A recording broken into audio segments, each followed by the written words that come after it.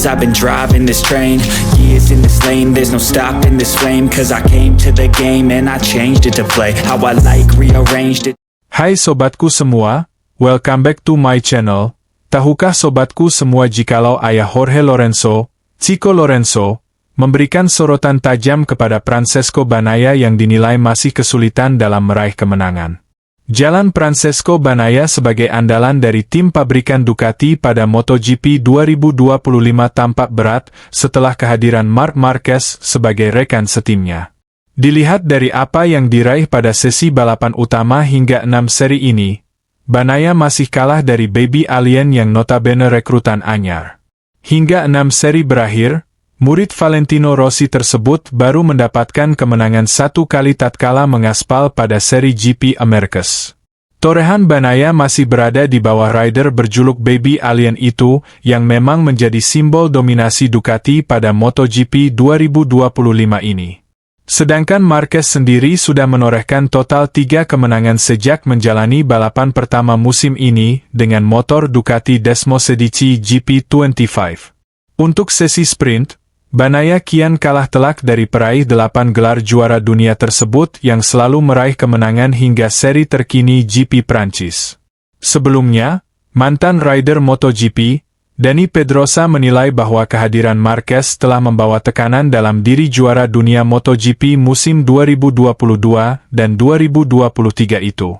Bagnaia mendapati dirinya berada dalam situasi yang canggung. Berpikir mengapa saya harus berada di sini bersama Marquez sekarang, ucap Pedrosa. Saya rasa hal itu tidak mudah untuk dicerna, namun ketika kenyataan dari situasi tersebut muncul, Marquez mulai meraih lap cepat, posisi terdepan, kemenangan, dan lainnya.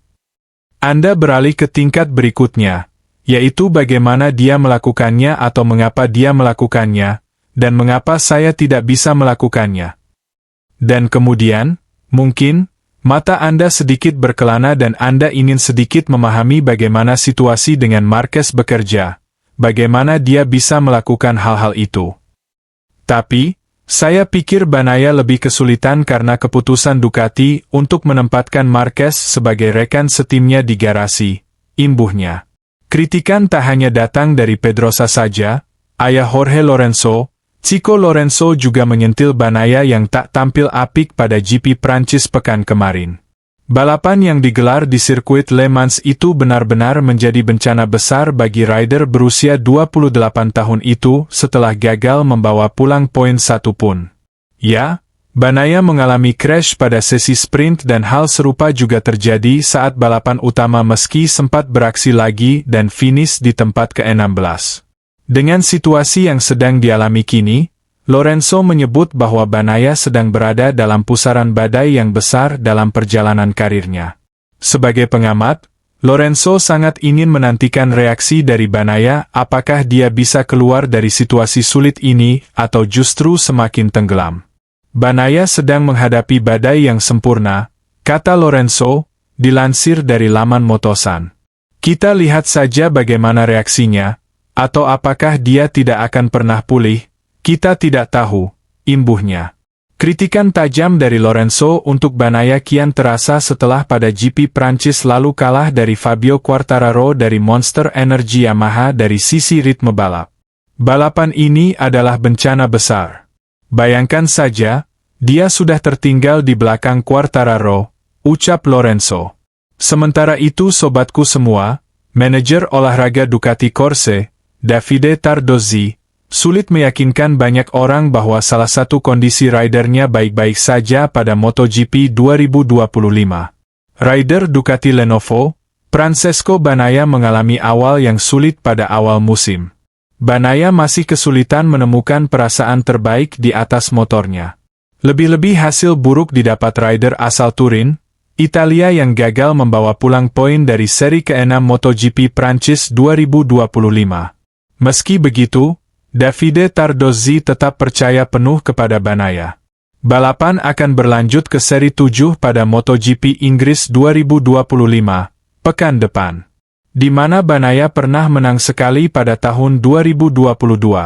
Di beberapa sirkuit, Bagnaia bahkan lebih cepat dari tahun lalu. Tim berupaya memberinya kepercayaan diri, kata Tardozzi kepada Speedweek. Ia selalu lebih kuat saat memasuki tikungan dan mengerem.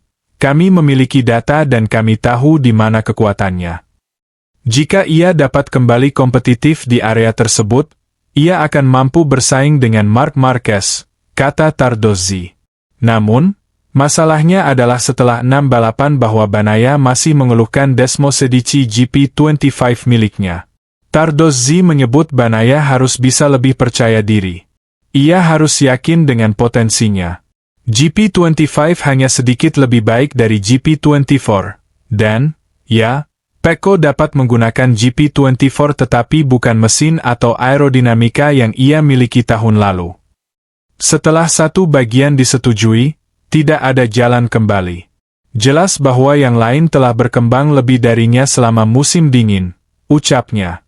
Selain itu, Tardozzi menegaskan bahwa penampilan impresif Marc Marquez tidak membebani moral seorang Bagnaia. Dia berbicara panjang lebar bahwa hubungan Bagnaia dan Marquez baik-baik saja. Akan tetapi, banyak orang yang tidak mempercayai ucapannya mengenai pendapat soal Bagnaia dan Marquez. Bagnaia, tidak menderita secara mental karena kehadirannya, Marquez. Pecco jarang menyebutkannya. Mereka berjabat tangan dan mengobrol. Ini adalah detail yang menunjukkan bahwa mereka akur.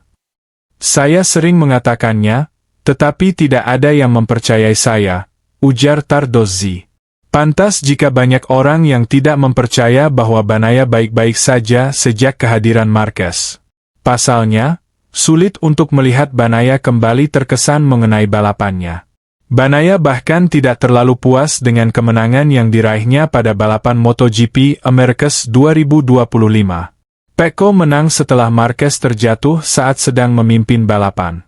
Di Austin, saya menang karena rider tercepat sudah tidak ada di lintasan, kata Bagnaia, beberapa waktu lalu. Saya akan senang jika bisa mengalahkan rider tercepat, yang saat ini adalah Marc, ujarnya. Nah sobatku semua, di sisi lain, Honda kembali menurunkan Aleix Espargaro sebagai rider wildcard untuk MotoGP Inggris 2025 pada 23-25 Mei 2025 mendatang. Ini akan menjadi wildcard kedua buat Aleix Espargaro bersama Honda musim 2025 ini, setelah yang pertama di Jerez. Selain itu juga menjadi yang ketiga secara beruntun buat Honda, lantaran di Le Mans lalu raksasa Jepang itu memakai jatah wildcard buat Takaaki Nakagami. Raksasa Jepang tersebut tampaknya sedang tak mau sedikit pun mengendurkan usahanya untuk kembali kompetitif di MotoGP. Apalagi pada seri sebelumnya di Le Mans kemarin, Honda berhasil menang bersama Johann Zarco dan Takaaki Nakagami juga berhasil finish ke-6. Performa motor RC213V juga terus mengalami peningkatan, sehingga sangat disayangkan jika usaha mereka kendur dalam momentum yang sangat positif ini. Selain itu sirkuit Silverstone adalah trek yang sangat lengkap karakternya, sehingga cocok untuk mencoba berbagai komponen baru di motor. Sebagai pabrikan yang berada di kategori D dalam sistem konsesi MotoGP, Honda memiliki 6 jatah wildcard dalam satu musim. Nah sobatku semua, akhirnya kita sampai di ujung video ini. Like video ini, share di media sosial sobatku semua, subscribe dan nyalakan lonceng notifikasinya. Terima kasih sudah menonton.